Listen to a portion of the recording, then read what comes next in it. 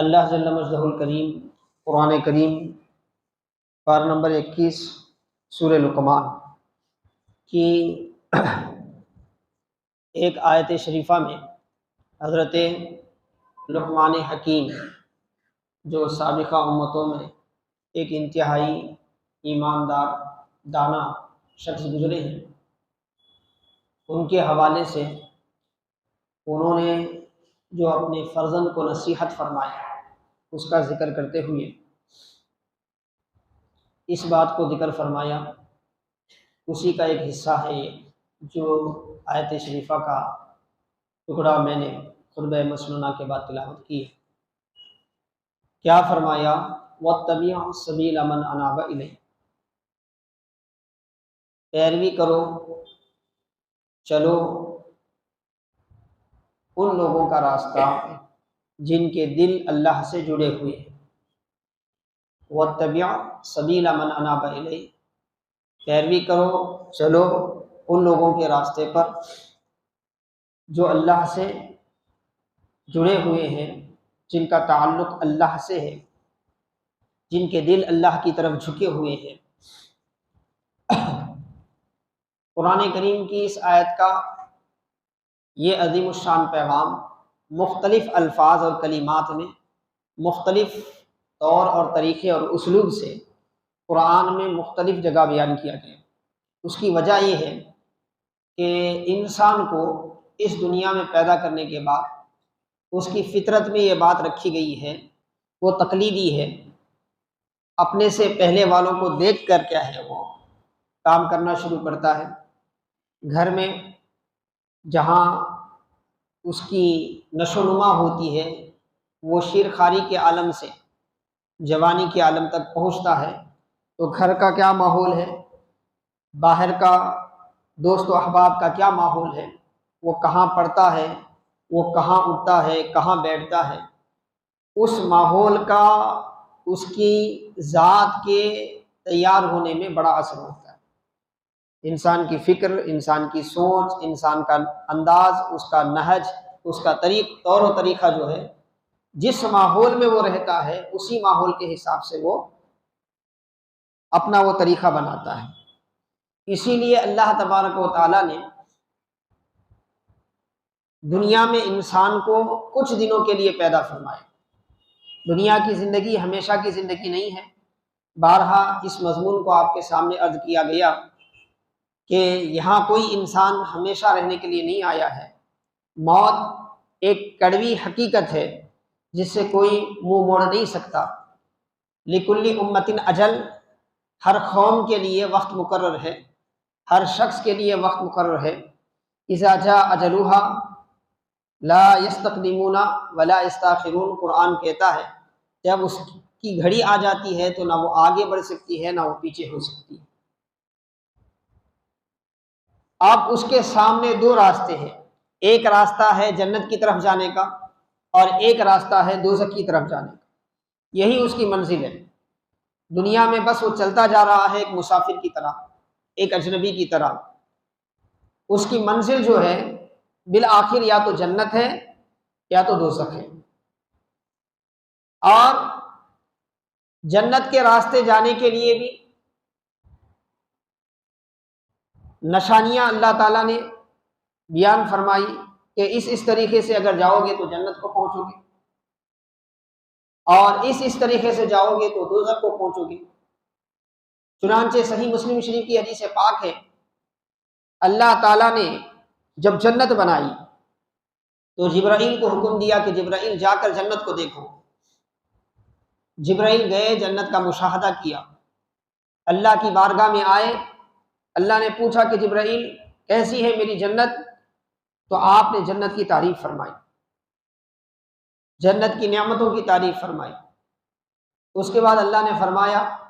جب میرے بندوں کو پتہ چلے گا اس جنت کے بارے میں تو وہ کیا کریں گے؟ بولے مولا ایک بندہ بھی اس میں گئے بغیر نہیں رہے گا۔ جب ان کو جنت اور جنت کی نعمتوں کا علم ہوگا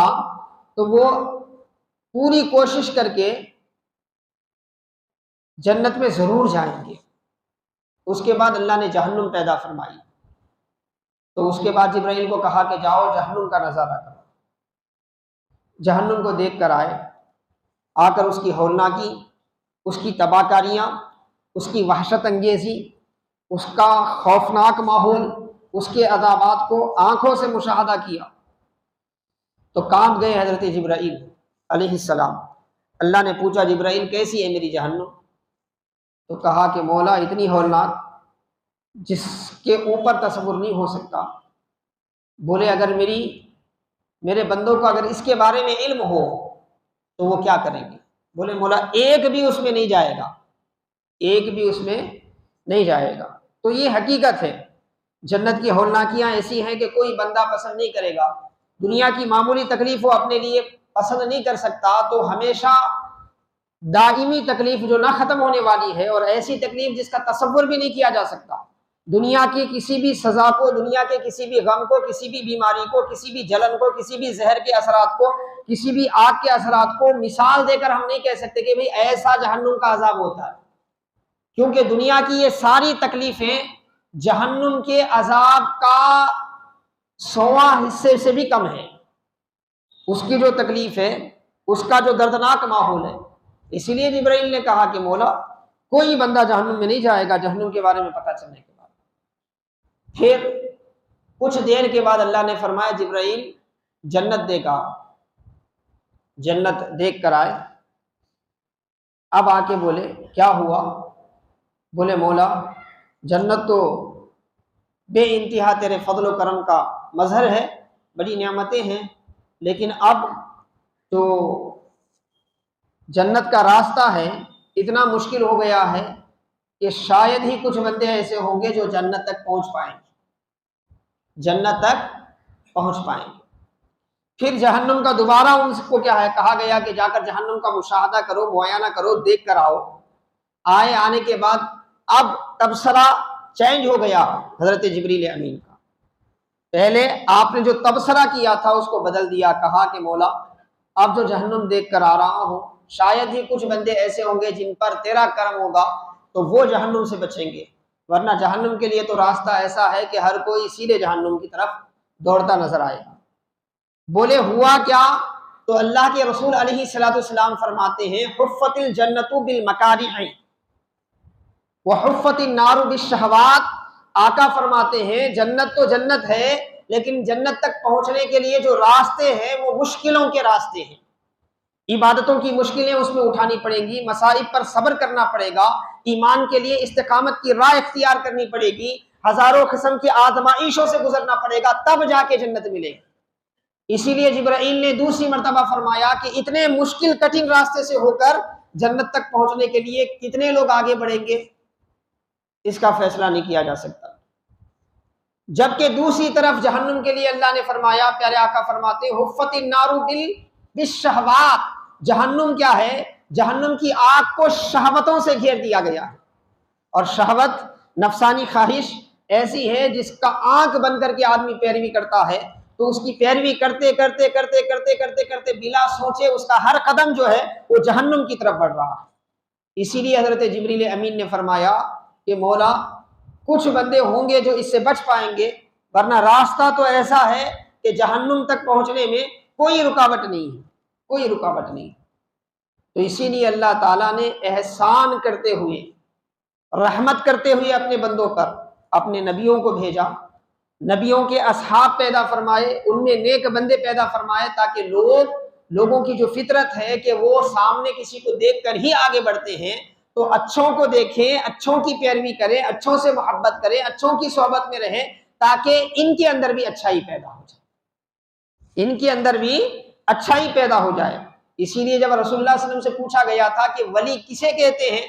اولیاء کیا ہیں، اولیاء کی تعریف کیا ہے، تو میرے آقا نے کیا فرمایا؟ اذا رؤی ذکر اللہ، ولی وہ ہوتا ہے جب اس کو دیکھا جائے تو اللہ کی یاد ہو، اس کو دیکھا جائے تو اللہ کی یاد ہو، اس کی صحبت میں بیٹھنے والا اللہ کی یاد میں مگن ہو جائے، آخرت کی فکر اس کے اندر پیدا ہو جائے۔ تو قرآن نے واضح کر دیا، آپ کو دوستی کرنا ہے دوستی کرو، آپ کو ساتھ رہنا ہے ساتھ رہو، لیکن یہ دیکھ لو کہ کس کے ساتھ رہنے سے آپ کے اندر دینداری پیدا ہو رہی ہے۔ کس کے ساتھ رہنے سے آپ کے اندر اللہ کی محبت پیدا ہو رہی ہے، کس کے ساتھ رہنے سے آپ کے اندر خوف خدا پیدا ہو رہا ہے، کس کے ساتھ رہنے سے آپ کے اندر فکر آخرت پیدا ہو رہی ہے، کس کے ساتھ رہنے سے آپ کے اندر قبر کی فکر، خبر کی تیاری کی سوچ پیدا ہو رہی ہے۔ ایسے کوئی نیک بندہ آپ کو مل جاتا ہے، آپ کی صحبت ایسے لوگوں سے ہو رہی ہے تو الحمدللہ یہ صحبت نیک ہے، اس کی برکت حاصل ہوگی۔ اگر ایسے لوگوں کی صحبت میں ہم بیٹھ رہے ہیں جن کے ساتھ بیٹھنے کے بعد نہ ہمیں قبر کی فکر رہتی ہے، نہ آخرت کی فکر رہتی ہے، نہ اللہ کے عذاب کا ڈر ہمارے دلوں میں پیدا ہوتا ہے، کچھ بھی نہیں، بس غفلت، عیاشی اور دنیاوی خواہشوں کے پیچھے ہم دوڑ رہے ہیں، تو ایسی صحبت جو ہے زہر قاتل ہے، زہر قاتل ہے۔ اسی لیے قرآن میں اس آیت میں ہمیں سمجھایا گیا وَاتَّبِعْ سَبِيلَ مَنْ أَنَابَ إِلَيْهِ، اس کی پیروی کرو جس کا دل اللہ سے جڑا ہوا ہے، جس کا دل اللہ سے جڑا ہوا ہے۔ اور سامعین محترم عزیزان کرام، ہندوستان کی انتہائی معروف، انتہائی محسن شخصیت، ہندوستان کے مسلمانوں پر اللہ اس کے رسول کے بعد جس کا سب سے بڑا احسان ہے، وہ ذات گرامی اشرف الاولیاء، امام الاتقیاء، محدث کبیر، فقیہ عظیم حضرت خواجہ خواجگان خواجہ معین الدین چشتی حسن سنجری رضی اللہ تعالیٰ عنہ کی ذات گرامی۔ آپ کا اس خطے ارضی پر بڑا احسان ہے، اگر ہم تاریخ پڑھیں گے تو سمجھ آئے گا۔ ایسے تو اسلام کی کرنیں عہد رسالت ہی سے ہمارے چمن ہندوستان کو جگمگائی ہے، یہاں تک پہنچی ہیں، یہاں تک دعوت اسلام صحابہ کے دور ہی میں جو سمندری علاقے ہیں جہاں سے عرب کا آنا جانا تھا، لوگ تجارت کے لیے آتے جاتے تھے، تو ان خطوں میں اسلام تو پہنچا تھا، لیکن اسلام کو جو قوت، جو طاقت، جو شوکت نصیب ہوئی، ہندوستان کے کونے کونے پر اسلام کے لیے جو رغبت اور چاہت پیدا ہوئی، یہ عظیم خدمت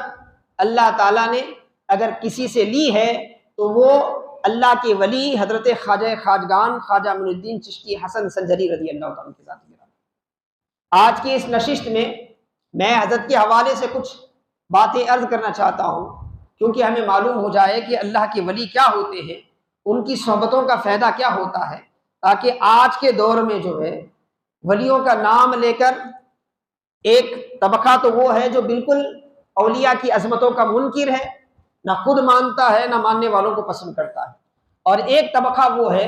جو مانتا تو اولیاء کو ہے لیکن اولیاء کے نام پر کیا ہے، اپنی دنیا داری کے دکان کیا ہے لگائے ہوئے ہیں، اور لوگوں کو نام ولی کا بتاتے ہیں اور کام کیا ہے اپنے پیٹ کا کرتے ہیں۔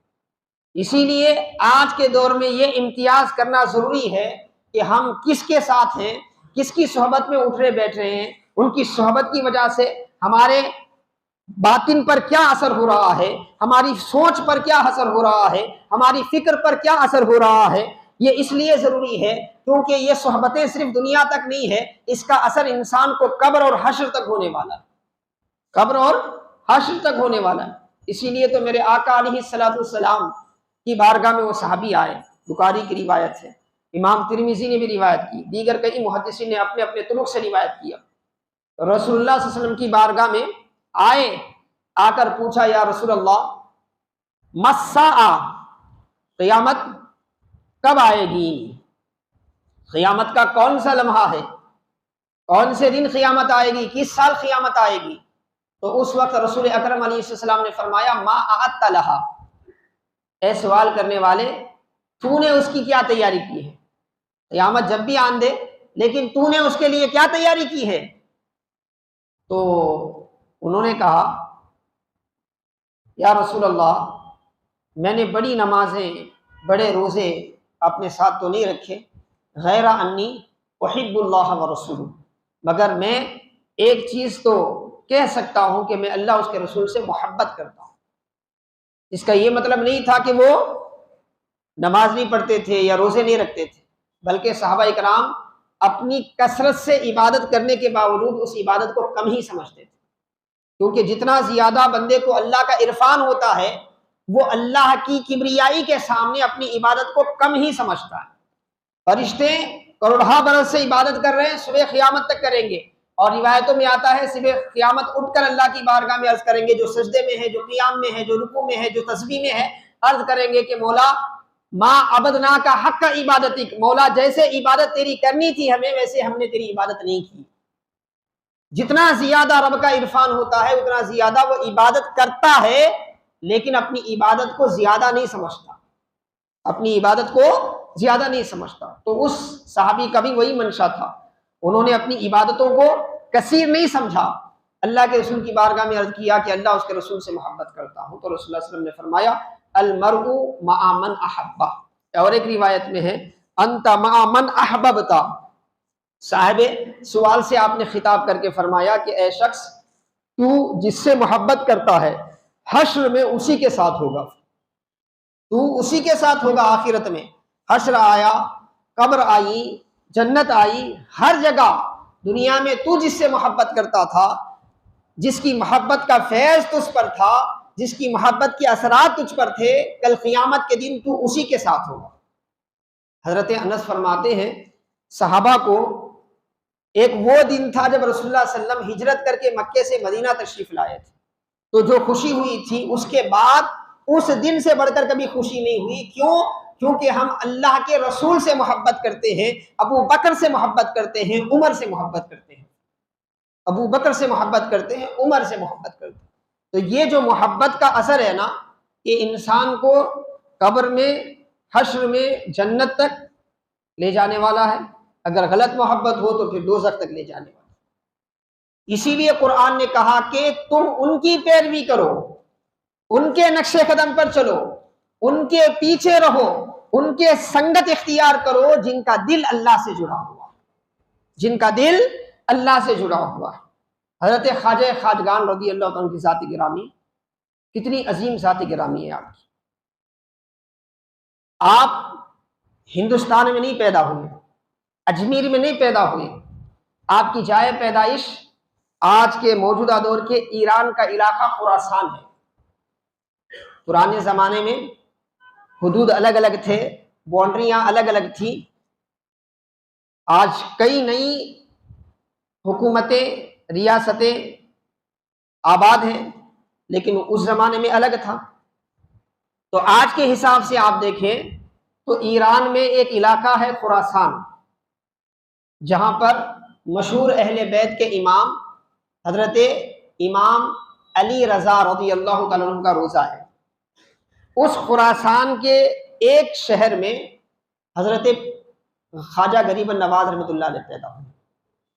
گھر کا ماحول انتہائی پاکیزہ تھا، آپ کے والد بڑے اللہ والے تھے، خواجہ غیاث الدین رحمۃ اللہ، آپ کی والدہ بی بی ماہ نور فاطمہ وہ بھی بڑی اللہ والی تھی۔ نتیجہ کیا ہوا؟ بچپن ہی سے ایک پاکیزہ ماحول ملا، ایک صاف ستھرا ماحول ملا۔ پھر کم عمر ہی میں آپ یتیم و یسیر ہو گئے۔ یتیم ہو گئے، یہ دو الگ الگ لفظ ہیں، یتیم یسیر کا ایک ہی معنی نہیں ہوتا، اردو میں ہم بول لیتے ہیں۔ یتیم کا مطلب ہوتا ہے جس کے سر سے اس کے باپ کا سایہ نکل جائے، یعنی جس کے باپ کا انتقال ہو جائے وہ یتیم کہلاتا ہے، جس کی ماں کا انتقال ہو جائے اسے یسیر کہتے ہیں۔ تو بہت جلدی ایک کے بعد دیگرے، پہلے والد کا انتقال ہوا، پھر والدہ کا انتقال ہوا۔ میراث میں جو حصہ ملا تھا، ایک پن چکی، ایک کھجور کا باغ، اسی میں حضرت غریب النواز رحمۃ اللہ علیہ محنت کرتے تھے۔ لیکن آپ کی اس عمر تک آپ کو گھر میں جو دینی ماحول دینا تھا وہ دینی ماحول آپ کو دے دیا گیا تھا، قرآن آپ کو حفظ کروا دیا گیا تھا، عبادت کی طرف آپ کو لگا دیا گیا تھا، تو ہمیشہ اللہ کی یاد میں رہتے تھے۔ ایک اللہ کے ولی ملے حضرت ابراہیم قندوزی، ان کی ملاقات سے اور کیفیت بدلی حضرت خواجہ خواجگان خواجہ معین الدین چشتی حسن سنجری رحمۃ اللہ علیہ۔ اس کے بعد حضرت اپنی عمر کے تقریباً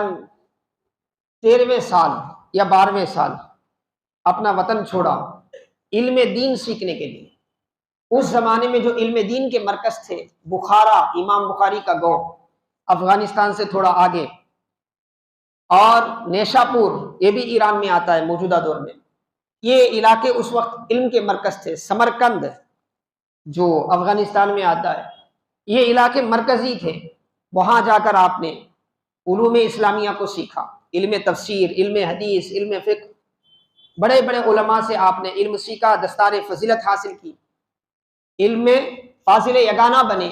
اس کے بعد اللہ والے کی صحبت کیوں ضروری ہے انسان کو؟ اتنے بڑے عالم بن جانے کے بعد آپ نے اللہ والے کو تلاش کرنا شروع کر دیا کہ کوئی اللہ والے سے ملاقات ہو جائے جو رب کی معرفت سے مجھے آگاہ کرے۔ اس کے بعد خواجہ عثمان ہارونی رحمۃ اللہ علیہ، نیشا پور کے قریب ایک شہر تھا ہارون، وہاں پر حضرت رہتے تھے اور بڑے اللہ والے تھے۔ آپ کی صحبتوں میں ہزاروں لوگ منزل مقصود تک پہنچ چکے تھے، تو حضرت غریب النواز آپ کی صحبت میں گئے جب تک آپ کی عمر تقریباً 23 سال تھی۔ 23 سال، تو 23 سال کی عمر میں آپ نے حضرت خواجہ عثمان ہارونی رحمۃ اللہ علیہ کے ہاتھ پر بیعت کیا، بیعت کر کے 20 سال خدمت میں رہے حضرت غریب النواز رحمۃ اللہ علیہ۔ 20 سال کی خدمت کے بعد ایسا رنگ آیا آپ کے اندر، ولایت کی ایسی چاشنی آئی، ایسی للہیت حضرت کے اندر پیدا ہوئی کہ صرف چند چیزیں میں آپ کے سامنے عرض کروں تو اندازہ ہوگا کہ حضرت غریب نواز رحمۃ اللہ علیہ کی زندگی کیسی تھی، آپ کا پیغام کیسا تھا۔ انتہا سے زیادہ عبادت گزار، بڑی عمر پائی حضرت غریب نواز رحمۃ اللہ علیہ۔ آپ کی عمر میں اللہ تعالیٰ نے بڑی برکتیں عطا فرمائی تھی۔ آپ کی تاریخ پیدائش جو ذکر کی جاتی ہے، آپ کا جو تاریخ وصال ذکر کیا جاتا ہے، اس کو اگر کمپیئر کریں تو لگ بھگ 80-90 سال آپ کی عمر تھی، بڑی لمبی عمر۔ اور ہمارے ہندوستان کو آپ 40 سال کے بعد تشریف لائے، عمر کے 40 سال کے بعد۔ تو اس وقت آپ مختلف اللہ والوں کی صحبتوں میں گھوم پھرتے رہے اور بڑے عبادت گزار 70 سال اپنی زندگی کے آپ نے ایسے گزارے کہ راتوں کا زیادہ سے زیادہ وقت اللہ کی یاد میں گزرتا، اللہ کی یاد میں، دن روزے سے، رات قیام اللیل میں، رات اللہ کی عبادت میں۔ پھر اولیاء کی صحبتوں سے آپ ہوتے ہوئے کہ آپ کے خلیفہ حضرت خواجہ قطب الدین مختیار کاکی رحمۃ اللہ علیہ نے آپ کے ارشادات، آپ کے ملفوظات جمع فرمائے ہیں۔ اس میں سے کچھ باتیں میں آپ کے سامنے عرض کرتے اپنے گفتگو کو سمیٹ رہا ہوں۔ انشاءاللہ مزید گفتگو آج بعد نماز عشاء جدی کیرے میں حضرت ہی کے عنوان سے خطاب ہے، وہاں پر عرض کی جائے گی۔ تو حاضرین محترم عزیزان گرامی، چند باتیں، کیا تعلیم تھی حضرت کی، کیسے اثرات تھے حضرت کے، آپ دیکھیں۔ ایک نماز ہے، عام طور پہ آج جو چل رہا نا 2 نمبری کا دھندا، اولیاء کے نام پہ بہت سے ایسے لوگ میدان میں آ گئے ہیں جن کو نہ طہارت کے مسائل معلوم ہے، نہ وضو کرنا آتا، نہ کسی دن ان کے قدم مسجد کی طرف بڑھتے ہیں، نماز پڑھنے کے لیے بھی تیار نہیں، بزرگوں کا نام لے لے کے کیا ہے اپنی دکانداری چلاتے ہیں، اور لوگ ان کو دیکھ کے یہ سمجھتے ہیں کہ بزرگ کا مطلب ہی کیا ہے بے نمازی ہونا، بزرگ کا مطلب ہی ہے کیا ہے دین سے دور بھاگنا، لوگوں کے کیا ہے سروں پہ ٹوپیاں ڈال کے اپنا پیٹ پالنا۔ یہ سب 2 نمبری کام ہے، اس کا کوئی ولایت سے، اللہ والے حضرات کی زندگی سے کوئی تعلق نہیں، کیونکہ اللہ والا تو وہ ہوتا ہے جو ہمہ وقت اللہ کی یاد میں مشغول ہوتا ہے۔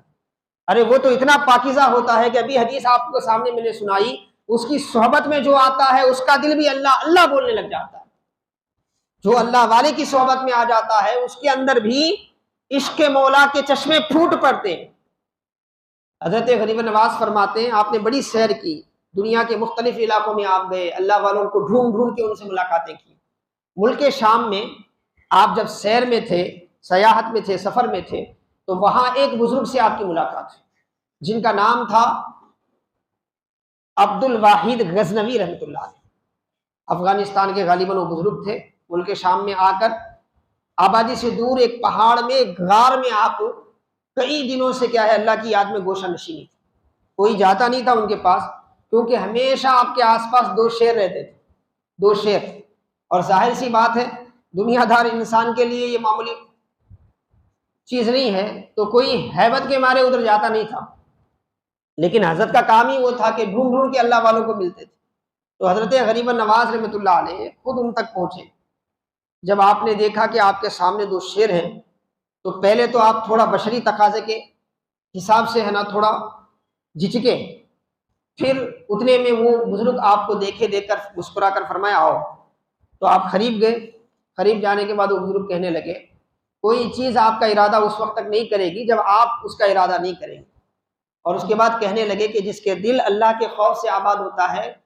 وہ کائنات کی ہر شے سے بے خوف ہو جاتا ہے۔ پھر اس کو بٹھا کر حضرت غریب نواز کو نصیحت فرمائی۔ کیا نصیحت فرمائی؟ وہ بزرگ جو ہے حضرت خود سرکار غریب نواز نے خود فرمایا، یہ آپ کا خود ارشاد ہے۔ تو حضرت غریب نواز رحمۃ اللہ علیہ فرماتے ہیں وہ بزرگ نے آپ سے فرمایا، کیا فرمایا وہ بزرگ نے کہ بیٹا میں بہت سالوں سے یہاں ہوں، اللہ کی یاد میں ہوں، اور ایک چیز ہے کہ مجھے خوف میں ڈالی ہوئی ہے، اور اسی خوف میں گریہ طاری ہو جاتا ہے، روتا ہوں، دھوتا ہوں، پریشان ہوں۔ حضرت نے ڈرتے ڈرتے پوچھا کہ حضرت وہ کیا چیز ہے جو آپ جیسے نیک بندے کو بھی خوف میں ڈالے؟ تو انہوں نے کہا کہ بیٹا میں نماز پڑھتا ہوں، پھر اپنی نماز پہ غور کرتا ہوں تو اس ڈر میں مبتلا ہو جاتا ہوں کہ کہیں نماز میں کوئی کوتاہی نہ ہو گئی ہو، نماز میں کوئی کوتاہی نہ ہو گئی ہو، کیونکہ نماز دین کی اصل چیز ہے، اگر یہ بیکار ہو گئی تو پھر سارا دین بیکار ہو جائے گا۔ میں اس ڈر سے ڈرتے رہتا ہوں، روتے رہتا ہوں اللہ کی بارگاہ میں کہیں میری نماز میں کوئی کوتاہی نہ ہو جائے، کوئی شرائط باطنی اور ظاہری رہ نہ جائیں جس کی وجہ سے کل قیامت کے دن میری نماز میری منہ پر نہ مار دی جائے، اس خوف میں مبتلا رہتا ہوں۔ اب ایسی صحبتوں میں بیٹھنے کے بعد حضرت کی حالت کیا ہوگی؟ اسی لیے 70 سال حضرت غریب نواز رحمۃ اللہ علیہ کے ایسے گزرے، راتوں میں کم سوتے تھے، اور اکثر تو ایسا ہوتا تھا کہ عشاء کے لیے جو وضو فرمائے تو عبادت پر عبادت، عبادت پر عبادت، ذکر الہی، قرآن کی تلاوت، عبادت فجر ہو جاتی تھی، پتہ نہیں چلتا تھا۔ اور آج کے زمانے والوں کے لیے یہ تعجب کی بات بھی نہیں ہے، کیونکہ آج کا زمانہ معلوم ہے، آج 3-3 4-4 بجے تک ہم فیس بک پر، انسٹاگرام پر، واٹس ایپ پر آن لائن ہوتے ہیں، اور آن لائن ہوتے ہیں پتہ ہی نہیں چلتا ہم کہ ہم جا کے بستر پر لیٹے ہیں 10 بجے کھانا کھا کے، اور وہ دیکھتے دیکھتے بعد میں نظر اٹھا کے دیکھتے ہیں تو کبھی 1 بج گئے ہوتے ہیں، کبھی 2۔ تو آدمی کو جس کا شوق ہوتا نا وہ شوق اسے پتہ ہی نہیں چلنے دیتا۔ ہمارا شوق فیس بک سے تھا، ہمارا شوق واٹس ایپ سے تھا، تو ہماری شوق کی یہ کیفیت ہے۔ ان کا شوق تو اللہ سے تھا، اسی لیے ساری راتیں گزر جاتی تھی، پتہ نہیں چلتا، ساری راتیں اللہ کی یاد میں۔ اور خود سرکار غریب نواز رحمۃ اللہ علیہ اتنا اہتمام کرتے تھے، نصیحت فرماتے تھے اپنے ملنے جلنے والوں کو نماز کی پابندی کی، فرماتے اگر اس کی پابندی ہو گئی، اس کی صحیح معنی میں حفاظت ہو گئی تو پھر سارا دین محفوظ ہو سکتا ہے اس کا، اگر یہ ضائع ہو گیا تو پھر دین کے دیگر حصے بھی ضائع ہونے کے خطرات ہیں، ضائع ہونے کے خطرات ہیں۔ کبھی رو کر فرماتے کہ وہ لوگ کتنے قابل افسوس ہیں جو اپنی نمازوں کو ضائع کرتے ہیں، احساس تک نہیں ہوتا۔ اسی کے ضمن میں آپ نے حضرت بایزید بسطامی رحمۃ اللہ علیہ کی ایک بات بیان فرمائی، مشہور صوفی گزرے ہیں بسطام شہر کے، حضرت بایزید رحمۃ اللہ علیہ، صوفیہ میں آپ کو شہنشاہ ولایت کہا جاتا ہے۔ حضرت کے حوالے سے حضرت غریب نواز اپنے خلیفہ حضرت مختیار کاکی اور دیگر حضرات کو سمجھاتے ہوئے فرماتے ہیں کہ بیٹا نماز کی اہمیت بزرگوں کے پاس کتنی ہے سمجھو۔ اس کے بعد فرماتے ہیں ایک دن اتفاق سے حضرت بایزید بسطامی رحمۃ اللہ علیہ کے نماز فجر قضا ہو گئی، اس کا غم اتنا ہوا کہ کئی دن روتے رہے، آپ کئی دن روتے رہے کہ نماز قضا ہو گئی ہے، کئی دن روتے رہے، یہاں تک کہ آپ کو خواب میں بشارت دی گئی کہ اللہ کی طرف سے کہ اے میرے بندے، تو نے اس نماز کو ضائع کرنے کے بعد جو غم کیا ہے وہ غم کرنا ہمیں اتنے پسند آیا کہ تیرے نامہ اعمال میں بے شمار نمازیں ہم نے لکھ دی ہے۔ اس کے بعد تھوڑی سی تسلی ہوئی حضرت بایزید بسطامی کو۔ یہ واقعہ ذکر کر کے حضرت غریب نواز فرماتے ہیں ان لوگوں پر بارہا افسوس ہوتا ہے، ایک نماز رہ گئی تھی تو یہ حالت ہے حضرت بایزید بسطامی کی، ہم کتنے سخت دل ہو گئے ہیں کہ ہماری نمازیں جاتی ہی جاتی ہیں، کبھی ہمیں پرواہ تک نہیں ہوتی۔ اسی لیے اللہ نے فرمایا ایسے اللہ والے جو ہے نا ان کی اتباع میں رہو، ان کی صحبتوں میں رہو، کیونکہ ان کی صحبتوں میں جو آتا ہے وہ اللہ کی طرف مائل ہو جاتا ہے، اللہ کی طرف مائل ہو جاتا ہے۔ حاضرین محترم اذان گرامی،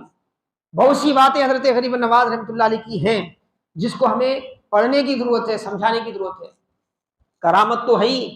جو اللہ کا محبوب ہوتا ہے، بزرگان دین فرماتے من کان للہ کان اللہ لہ، جو اپنے آپ کو اللہ کا بنا دیتا ہے اللہ بھی اس کا ہو جاتا ہے، اللہ بھی اس کا ہو جاتا ہے۔ کرامتیں تو اپنی جگہ ہیں، لیکن اس کرامت تک پہنچنے کے لیے بزرگان دین کی سب سے بڑی کرامت کیا ہے پانی پر چلنا ان کی کرامت نہیں ہے، مردے کو زندہ کرنا ان کی کرامت نہیں ہے، ہواؤں میں اڑنا ان کی کرامت نہیں ہے۔ حضرت غریب النواز، حضرت غوث پاک، بڑے بڑے اکابر بزرگوں سے جب پوچھا گیا سب سے بڑی کرامت کیا ہے تو وہ فرماتے ہیں الاستقامت فوق الکرامتی، کرامت سے بڑھ کر کرامت یہ ہے کہ دین پر ثابت قدم رہے، عقیدہ سلامت رہے، اللہ کی عبادت میں جمے رہے، آخری دم تک اللہ کو راضی کرتے رہے، یہ سب سے بڑی کرامت ہے، یہ سب سے بڑی کرامت ہے۔ تو حاضرین محترم عزیزان گرامی، 812 سال کا ہم آج عرس منا رہے ہیں، تو آج